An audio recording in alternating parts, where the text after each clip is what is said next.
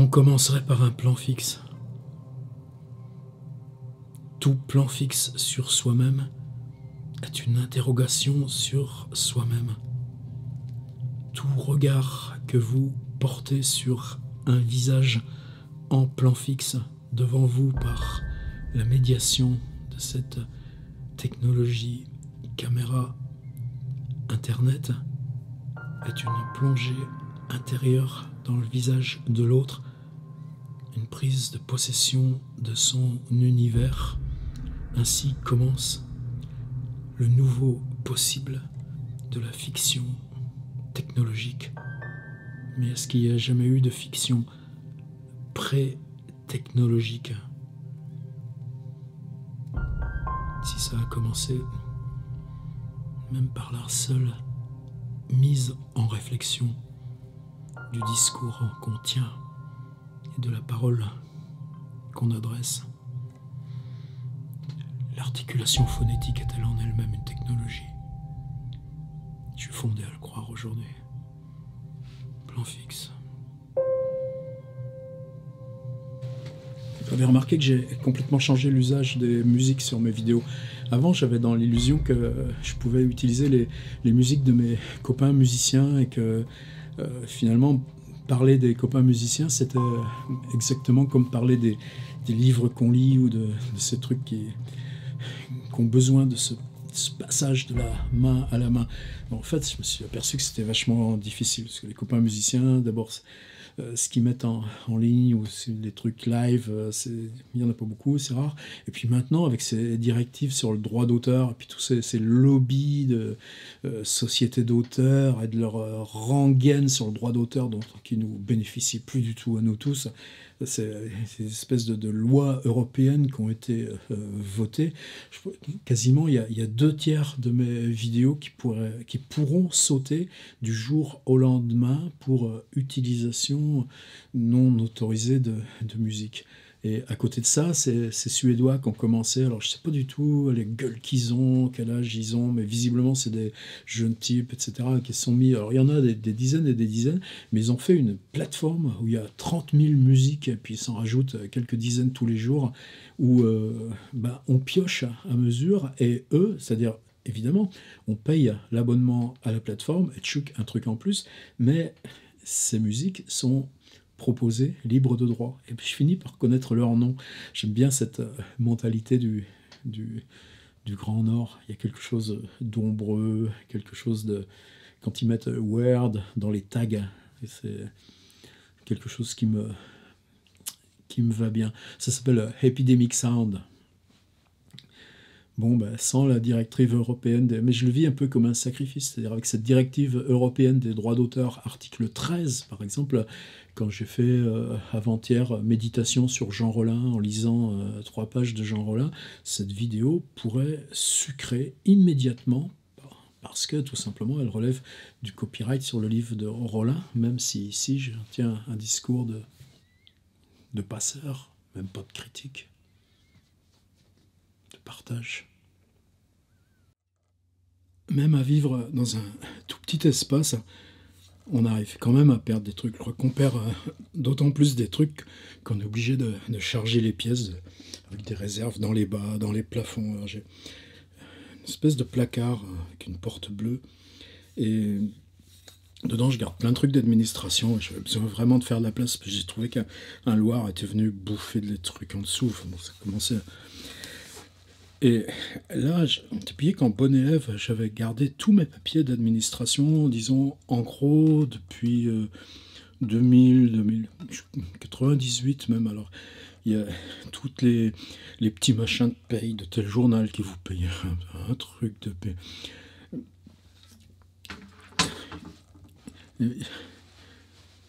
Si je me trompe pas, il faut les garder 10 ans, ces machins-là. Donc j'ai déjà éliminé tous ces machins d'administration, des factures et tous ces trucs, des contrats, la con, jusqu'à 2008. Déjà, ça a fait sacrée place. Et puis, évidemment, dans le fond, il arrive alors... J'avais une espèce de chemise bleue. C'était marqué courrier archivé. J'avais complètement oublié l'existence. Alors, Il y a des dessins, il y a des photos, il y a toutes les traces d'un voyage au Japon. Je suis plutôt content de voir ça, ça sert à rien. J'ai retrouvé une lettre de Claude Simon, 2 lettres de Jacques Dupin. On m'aurait dit cherche la lettre qui te manque de Claude Simon, j'aurais surtout jamais réussi à. Je m'éclaire toujours avec des genres projecteurs chantier, mais ça fait des ombres qui sont pas faciles à gérer. Si j'avais plus de sous, je m'achèterais aussi du matériel de cinéma, mais je peux régler ce petit truc. C'est mon bras qui fait de l'ombre. Waouh, on y est presque. Ouais, alors dans le fond de ce placard, j'ai trouvé 3 sculptures du copain Bergogneau. Et une, je me souvenais qu'elle existait, j'aurais jamais su où je l'avais rangée. Et c'est une espèce de personnage. Le truc est sur un socle, donc c'est fait pour être debout. Et je gamberge depuis, alors évidemment ce sera facile, il suffira que je l'appelle mon pote Bergo. Mais je me souviens plus du tout quel était ce personnage qu'il avait représenté. Je crois que dans son genre, c'était qu'il a pris un truc dans mes bouquins. En tout cas, c'est pas Don Quichotte, parce que j'ai un portrait de Kafka de lui, et j'ai aussi un Don Quichotte. J'ai aussi une espèce de bouquet avec des petites limes récupérées, parce que lui, il va dans une décharge en Corrèze et il prend ça. Je me souvenais bien que je l'avais vu. Oh merde! Il va falloir que je le renvoie au service après-vente. Mais Bergou, ça n'a jamais été un roi de la soudure. Si je lui disais ça en face, non, c'est carrément la lime elle-même qui a pété. Bon, j'ai détruit devant vous une sculpture de Pierre Bergogneau, mais je vais voir avec lui, ou tout simplement. Ce qui est bien avec Bergou, c'est que je pense même qu'il peut nous les remplacer. En fait, ce qui me tarabuste, c'est l'idée de partir. À chaque étape, grande virage de vie, il y a ça, c'est-à-dire on ne sait pas où ça va devant, mais on sent que c'est pas comme on avait prévu que ce soit. Donc on fait un pas de côté, on prend une direction latérale. C'est-à-dire que partir, c'est pas je suis là et je m'en vais devant. Partir, c'est dire devant ça me convient pas.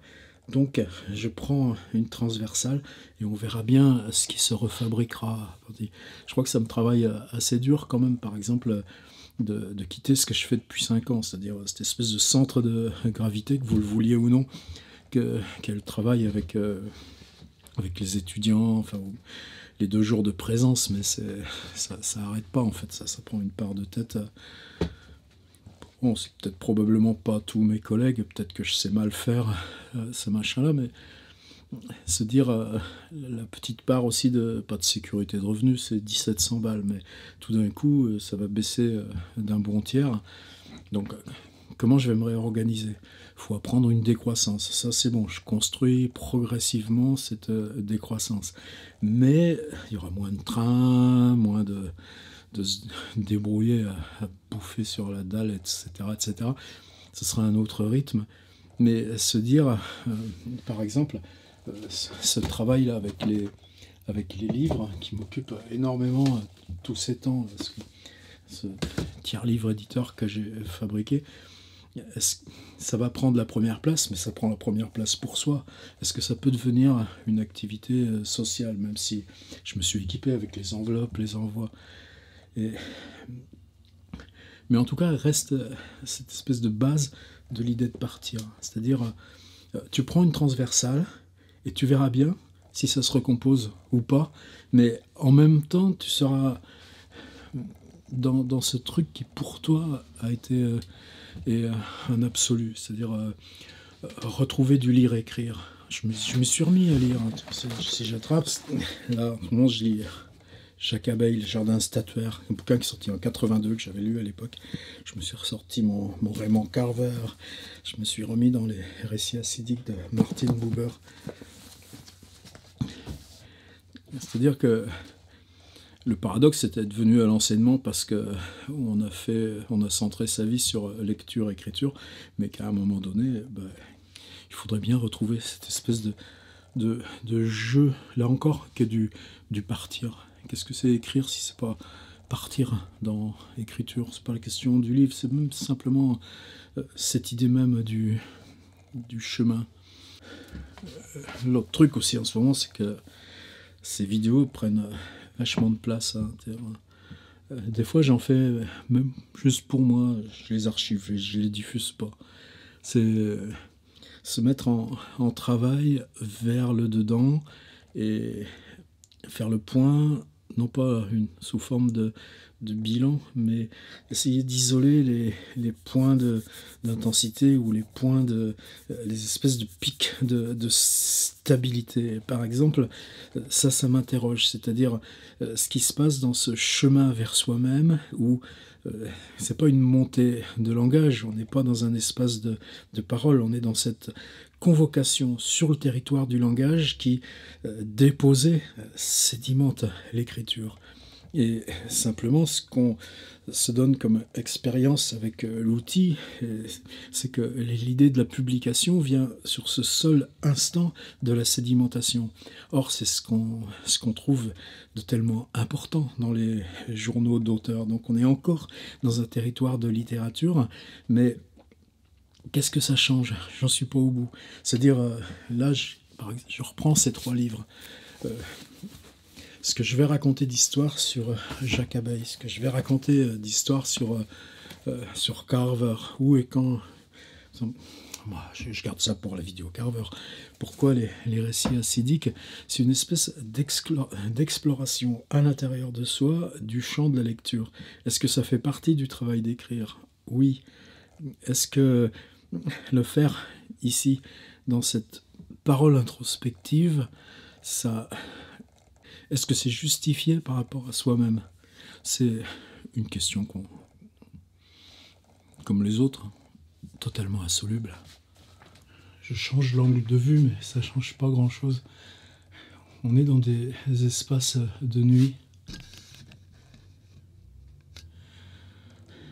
On se filme soi dans sa propre nuit. Nuit qui est peuplée des livres. Et je ne sais pas comment est dans ma tête cet espace où, quand je touche à la main tous les bords, des livres d'en haut jusqu'aux livres d'en bas, du mur de gauche jusqu'au mur de droite, il y a cette espèce de coquille. On a tous le vieux rêve de navette spatiale. Je connais un gars qui est volcanologue à Orsay. Il blogue plutôt sur LinkedIn, celui-là. Et son rêve, ça avait été d'être cosmonaute. Donc à Orsay, il voulait s'entraîner, en gros. Donc il a aménagé son petit bureau, pas plus grand que celui-là, comme un intérieur de cabine spatiale. Et pourtant, tous les oscilloscopes, tous les trucs qu'il reçoit sur ses ordis, c'est les données sismiques de volcans de partout autour de la planète. Il y a quelque chose un peu de cet ordre-là dans une piole avec Internet. La semaine dernière, j'ai fait l'expérience complètement inverse. On était dans quelque chose qui m'a beaucoup touché parce que c'était dans l'escalier de Boris Vian, Prévert, mais aussi tous ceux et celles qui leur rendaient visite dans une période où le pauvre Boris Vian, c'était pas la célébrité, c'était pas le fric, c'était rien de tout ça. Et pareil en partie pour Jacques Prévert. Mais dans ce petit recoin de Montmartre où on était, il y a quelque chose qui vous dit que c'est habité. Ça vous dit que l'écriture reste. L'écriture, elle est dans le bois, dans les poignées de porte, dans ces irrégularités d'escalier que vous prenez, dans cette porte que vous poussez.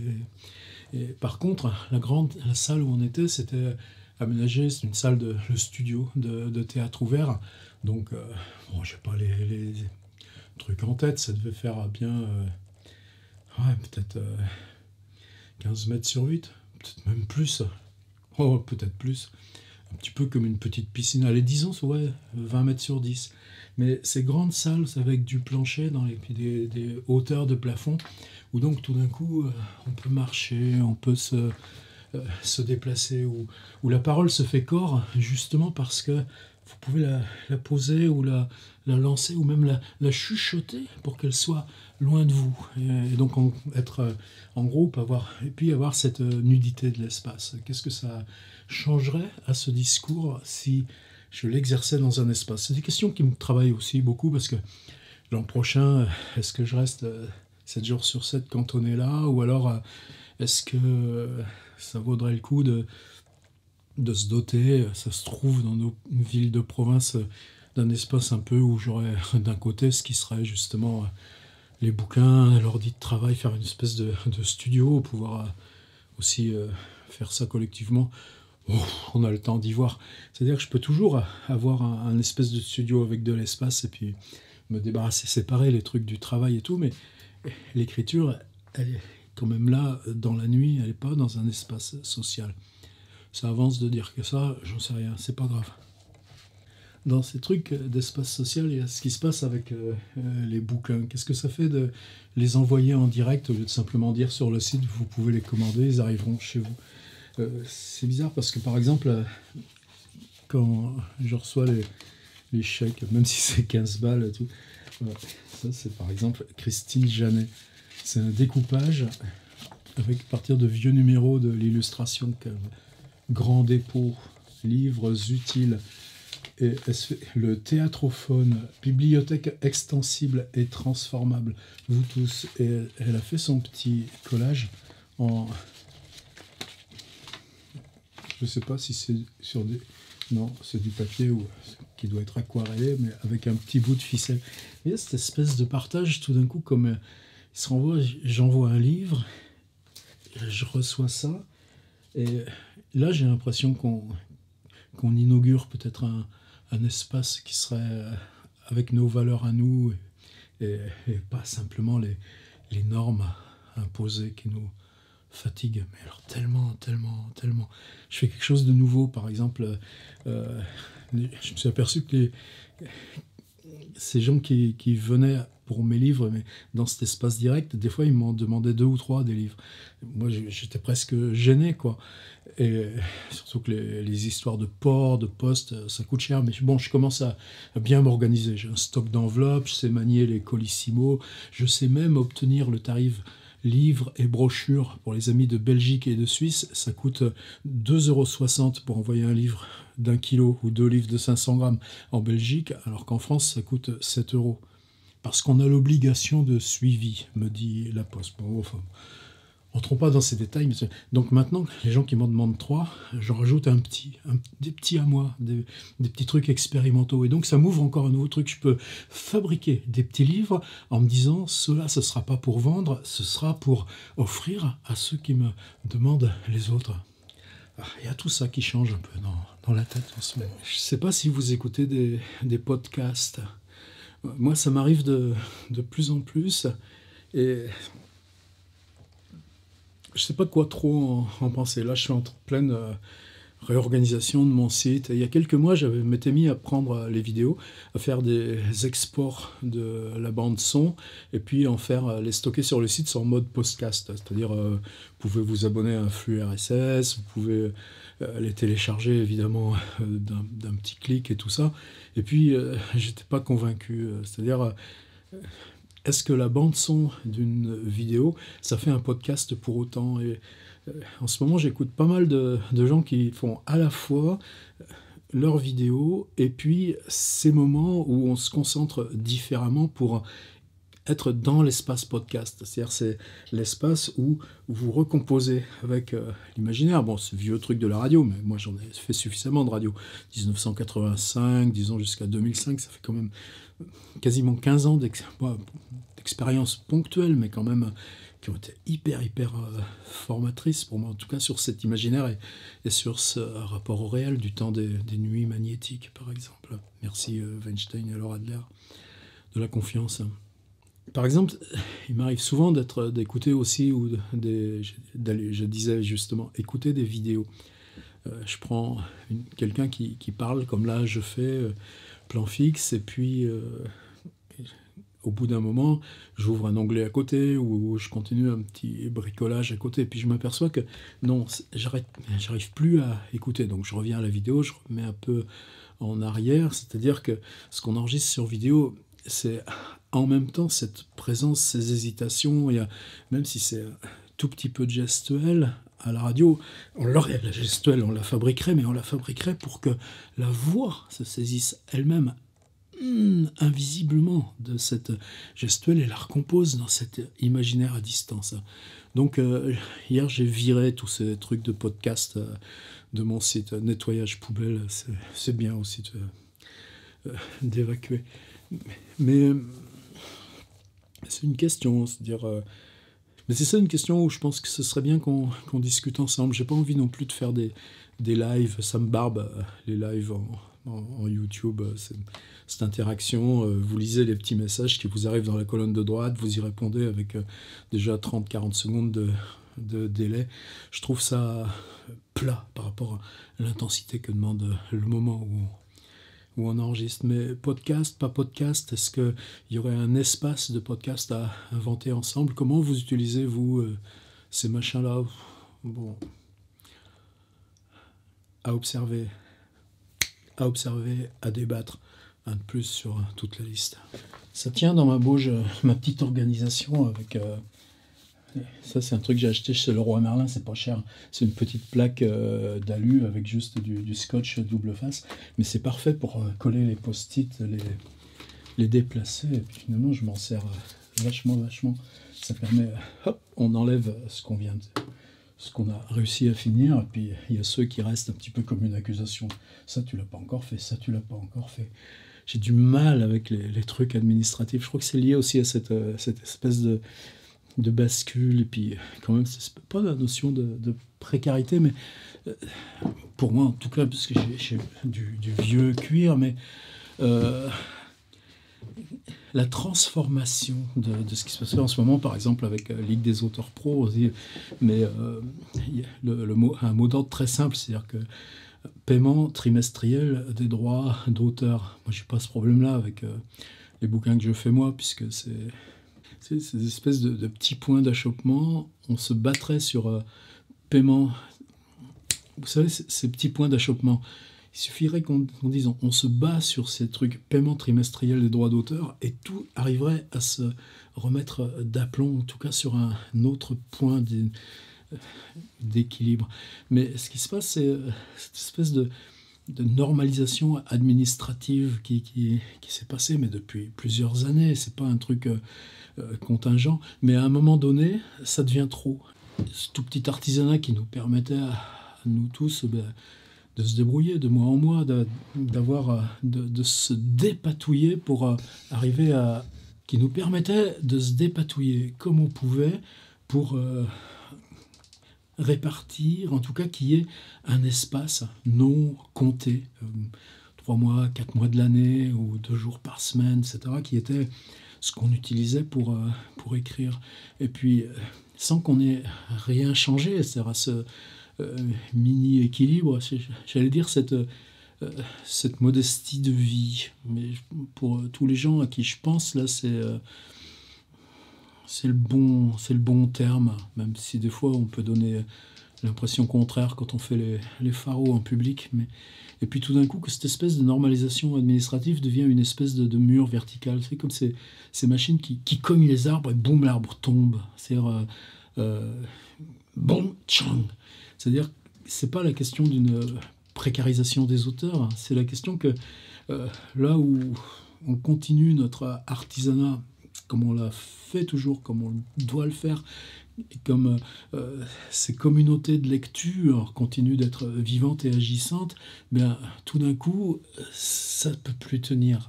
Ça casse comme ça. Et je vois ça de plus en plus autour. C'est pas forcément l'angoisse pour soi, c'est ce que ça change au paysage. Tout à l'heure, je parlais de ces émissions de radio. C'était pareil avec les films sur Arte, ou tout ce que j'ai pu apprendre dans les années 80-90 à être... Enfin, l'écriture a toujours été un écosystème. L'atelier d'écriture, pour moi, ça n'a jamais été alimentaire. Ça fait partie de la respiration, de la transmission. Et c'est pareil, la chance que j'ai eue, mais c'était aussi le cas des Pérec et autres dans les années 70, c'est que ces espaces de création radio, ces espaces de création théâtre, espaces ensuite... les 4 ou 5 films que j'ai pu faire avec Fabrice Cazeneuve pour Arte. c'était des espaces où on apprenait. Et en apprenant, ça nous renforçait encore dans l'écriture. Le paradoxe maintenant, c'est que dans l'état de durcissement et de retrait de ces instances de création collective, justement, on peut l'exercer à titre individuel, ici, avec ça, avec YouTube. Mais cet espace de l'apprentissage, il ne peut plus s'exercer, pas de cette façon. Ouais, ça me travaille. Moins pour moi que pour tant d'autres, là où des ambitions d'œuvre pourraient être catalysées par ce truc. On a eu ces chances-là. Je pense que l'accès à l'édition dans les années 80 avait tellement rien à voir avec ce que c'est aujourd'hui. La liberté d'expérimenter, la confiance qu'on faisait pour expérimenter, et pas de devenir le vassal de forme pauvre, forme blanche, forme dominante. Et pourtant, si vous écoutez la radio, si vous regardez les journaux, il n'y a que ça qu'on parle, pas de cet espace. Pourtant, ouais, sur YouTube, des fois ça m'enrage comment cet espace littérature, il n'y a pas encore assez d'abonnements, il n'y a pas encore assez... Il faut qu'on obtienne cette masse critique pour se faire que ces algorithmes qui sont les leurs puissent reprendre nos boulots et ramener les boulots dispersés dans cette communauté qu'on est. Et pour entrer, se faire respecter de leurs algorithmes, il y a besoin de ces trucs-là, des abonnements. Alors vous avez vu, ceux qui me suivent sur mon bureau, j'ai remis la grosse dalle 27. D'accord, elle est fissurée, mais bon, comme la fissure est fixe, c'est pas gênant, c'est juste un peu vexant. Mais... Puis c'est une vieille dalle, elle est pas... Maintenant, je préfère une dalle un peu plus petite, mais en 4K. Mais ça veut dire sortir 500 balles, autant dire que c'est pas demain que je vais y arriver. Je fais beaucoup de code en ce moment parce que remodelage du site, et en particulier sur les bouquins. Donc là, vous voyez pas, mais c'est des pages d'une application d'un logiciel qui s'appelle Coda. Et quelque part, ça m'émerveille toujours ces logiciels qui sont pensés avec intelligence pour fabriquer du partage web. Alors, toujours on fait le coup, qu'est-ce qu'il y a dans mes emails? Et le mail le plus chelou que j'ai reçu ces derniers jours. Bah là, c'était il y a 3 jours, mais alors dans le genre chelou, attendez, je vous le lis. Bonjour monsieur, M majuscule, virgule. Je me permets de vous joindre car je coordonne le dictionnaire que les éditions Champion consacrent à Bernard-Marie Coltès. Pourquoi pas? Je ne connais pas cette collection et qu'est-ce que ça veut dire? Un dictionnaire qui serait dictionnaire moi, là, ça me ferait un peu flipper. J'aimerais beaucoup que vous y participiez si vous en avez le temps et l'envie. Donc déjà, quand tu dis si vous en avez le temps et l'envie, ça augure rien de très bon.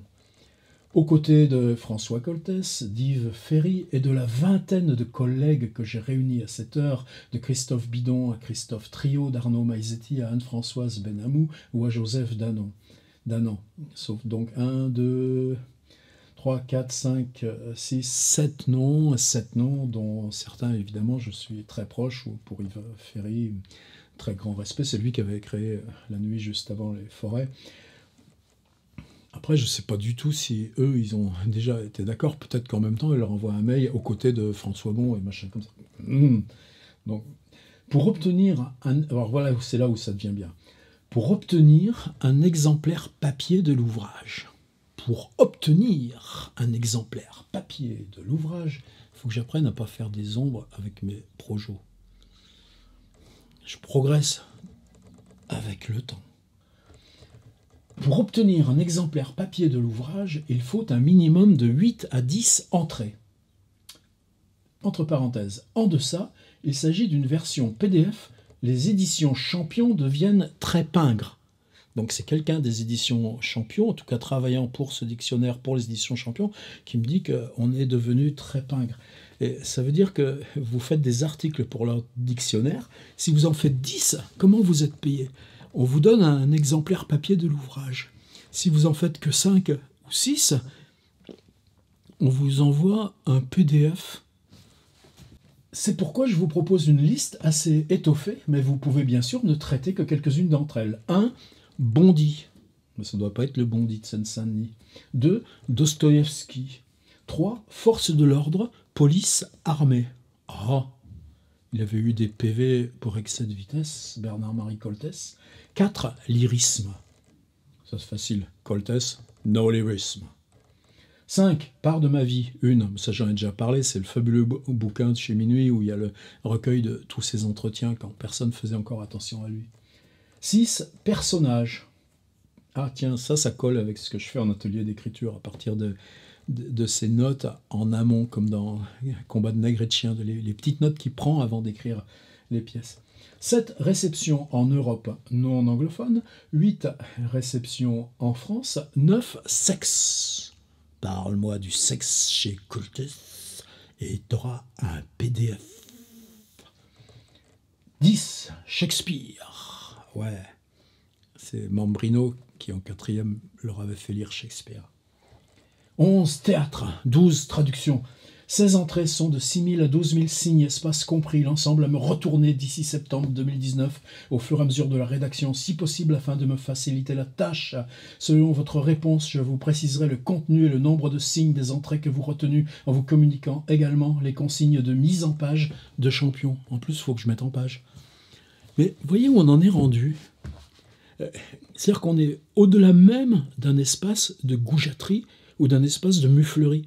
On peut même pas dire c'est goujat ou c'est mufle.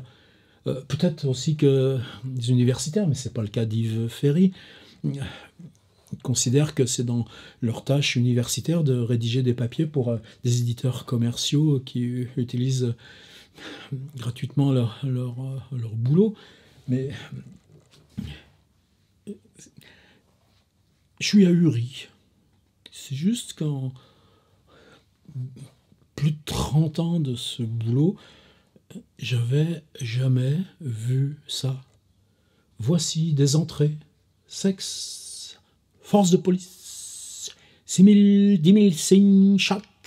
Et si vous en faites 10, vous recevrez le dictionnaire papier. Sinon, ce sera le PDF. Et puis, vous avez intérêt à être à l'heure pour les envoyer. Puis si vous n'êtes pas content, tant pis. Bon, je pense que les gens qui ont dit oui à ce dictionnaire Champion, de savoir un peu ma position, ils vont peut-être réviser un peu. Et puis les éditions Champion, c'est une manière de finir. Ah, fiction, fiction, fiction.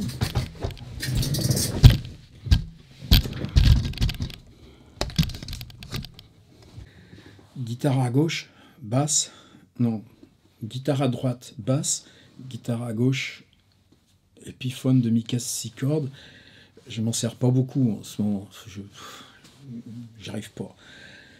Trop de trucs d'eau, trop de soussailles dans le cigare, et puis trop de boulot de tous les côtés. Il faut que je prépare intervention à Lyon.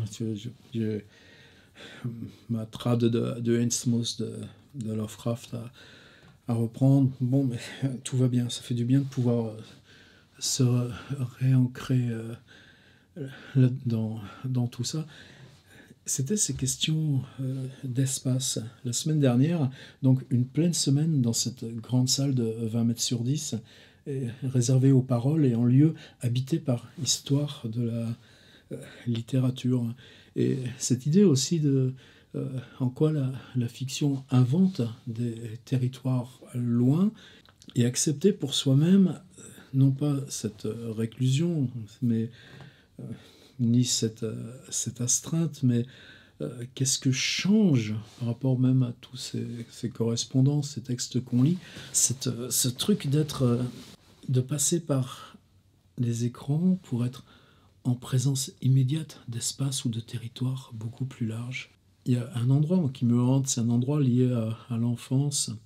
C'est une maison qui figure dans mes vidéos, mais je vous donne même pas la piste pour aller la chercher. C'est une maison qui aujourd'hui est abandonnée, mais qui a été fermée depuis très longtemps, mais qui a été une maison d'enfance. C'est une petite rue qui mène tout droit à la mer.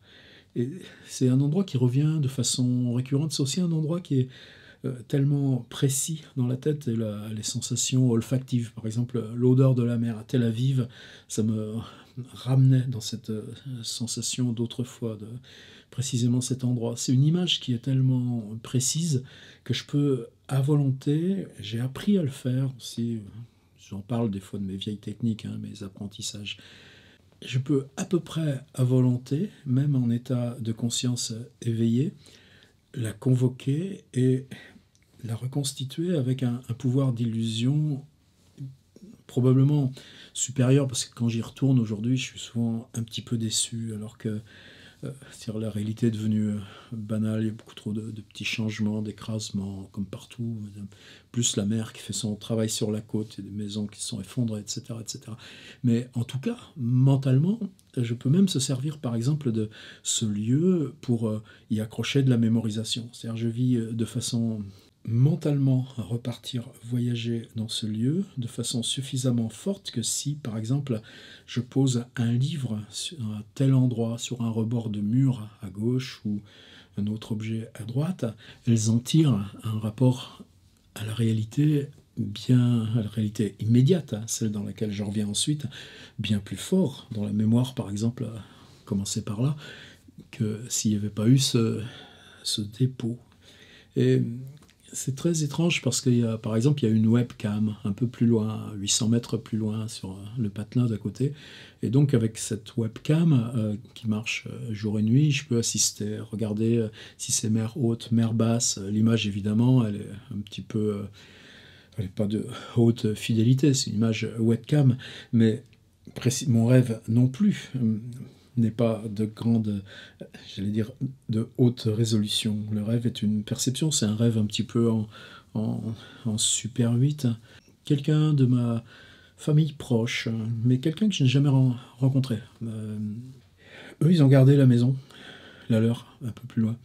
Et cette personne, chaque week-end, traverse ces endroits à pied avec cette même, elle est peintre, avec cette même perception que moi j'ai quand je l'arpente dans mes rêves, et elle envoie sur Facebook des reflets, petits détails de sable, petits galets, etc. C'est-à-dire que tout d'un coup, ce travail que j'obtiens par le rêve, je le retrouve en temps quasiment synchrone, régulier, avec ces mêmes détails qui sont ceux que j'arpente dans le rêve. Et là, j'ai l'impression que se fabrique peut-être une petite harmonique de notre possibilité de fiction par le web qu'on apprend à explorer, à découvrir. Dans l'instant où me viennent ces images Facebook de ce que moi je peux convoquer et fabriquer par le rêve, je suis non pas en train de me représenter le lieu, mais le web m'autorise à en faire mon expérience directe, réelle, dans un espace autre que celui dans lequel je suis en train de dire et parler ça. Et comme vous y avez cru, ou que vous vous questionnez sur ce que je dis, précisément, on est dans le vieil et si fort espace de la fiction. Vidéo trop longue, comme d'hab, mais c'est pas grave puisque je mets des petits index. Mais j'en ai besoin de ce journal. Merci d'être là.